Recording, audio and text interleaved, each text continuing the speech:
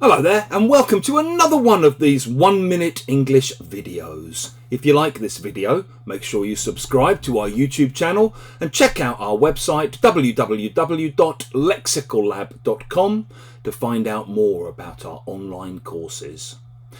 In one of my classes the other day, a student of mine was talking about how she'd got into a blazing row with a colleague of hers at work.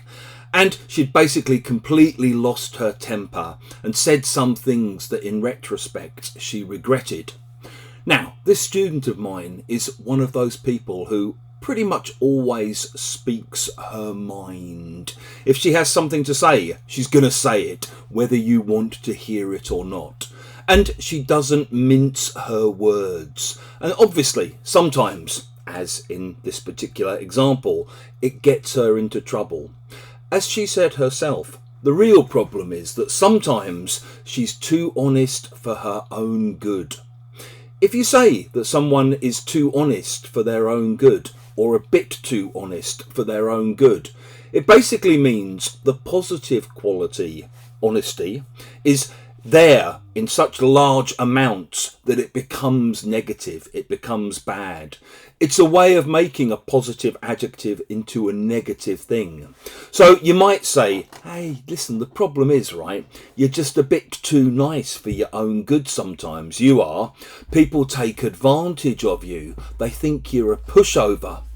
In the same way, you can maybe be a bit too polite for your own good sometimes. And because you're trying really hard to be polite, you don't manage to complain or say what you want to say in certain situations.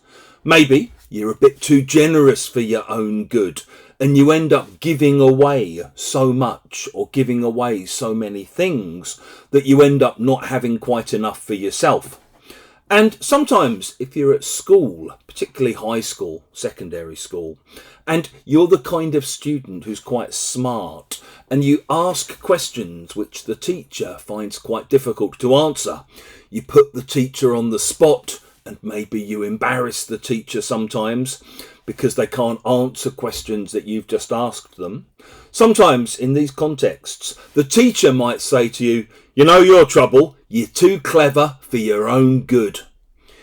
If you've enjoyed this video, please do click the like button, share it on social media with your friends, your students, your colleagues, and in the comment section below, we'd love to see examples of your too positive adjective, too honest, too generous, too kind, too nice, too polite, too clever for your own good.